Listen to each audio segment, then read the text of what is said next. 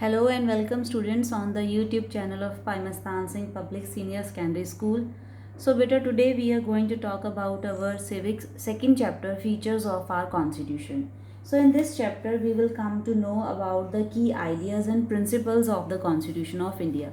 So under that, first of all, we are going to talk about what is the constitution. As we know, constitution is a body of rules, laws and principles.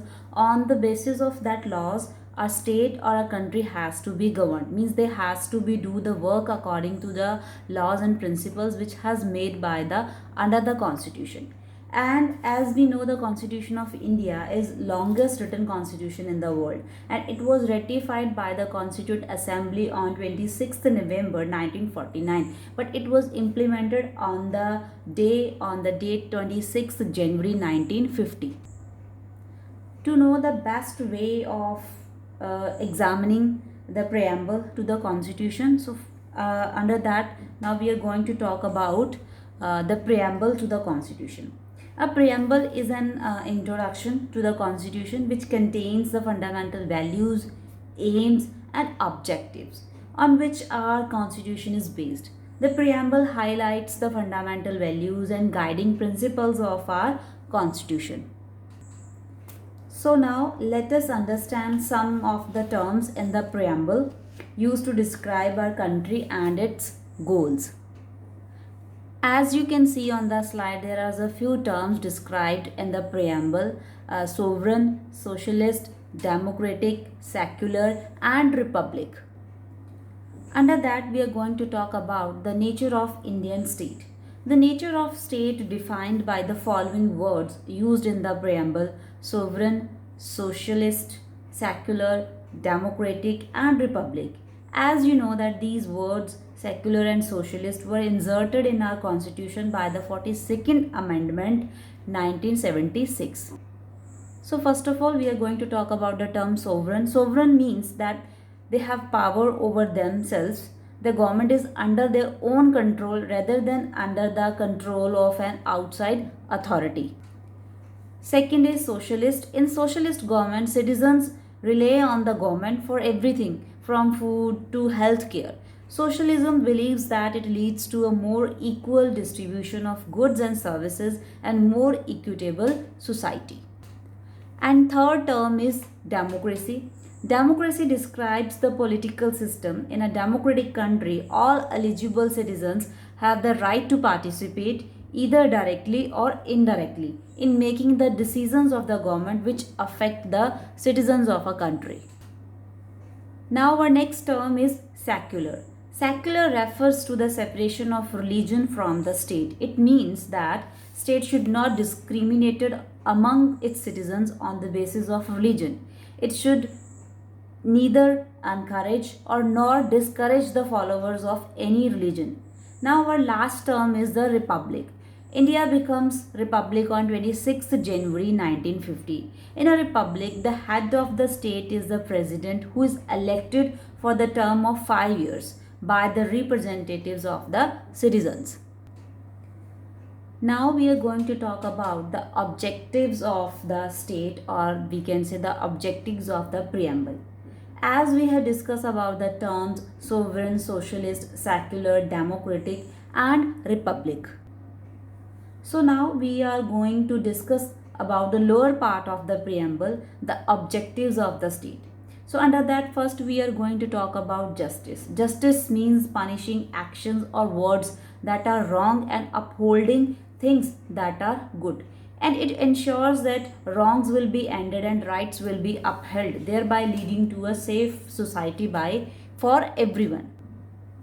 Second is liberty. Liberty in simple words means freedom. So liberty is the freedom of life, to live our life in our way, so that how you want to live without interference from other people or the authorities. Like our constitution protects our freedom of speech, expression and follow any religion, etc. The next term is equality. Equality means in which everyone has the same rights and advantages.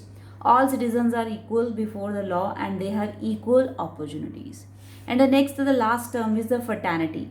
We know in India there is a diverse culture. Our Indian constitution seeks to promote fraternity or the spirit of brotherhood among the citizens of India. So next, there is a fundamental rights. A constitution guarantees every citizen of India certain rights that ensures a life of dignity, peace, etc. These rights are known as the fundamental rights. The constitution outlines seven fundamental rights. Under that, first is right to freedom, which means right to freedom to move and reside in any part of the country and to right practice any occupation or business. Then right to equality, which describes under the articles of 14 to 18 that all persons are equal before law, no one discriminated against on the basis of religion, caste or sex. And under article 17 there is abolish of untouchabilities, which prohibits its practice in any form. Next is the right against exploitation. The right against exploitation is defined under the article of 23 and 24 of the Constitution, which prohibits human trafficking, forced labor, and children working under 14 years of age. Next right is right to freedom of religion. Religious freedom is provided to all citizens. Every person has the right to practice, teach, transmit from one generation to another the religion of their choice.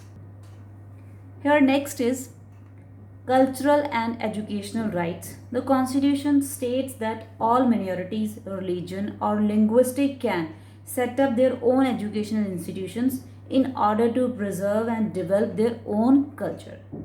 And then under the right to constitutional remedies, this allows citizens to move the court if they believe that any of their fundamental rights have been violated by the state. Then Supreme Court has the power to issue orders or writs for enforcement of the fundamental rights. So under the fundamental rights, the last right is their right to education.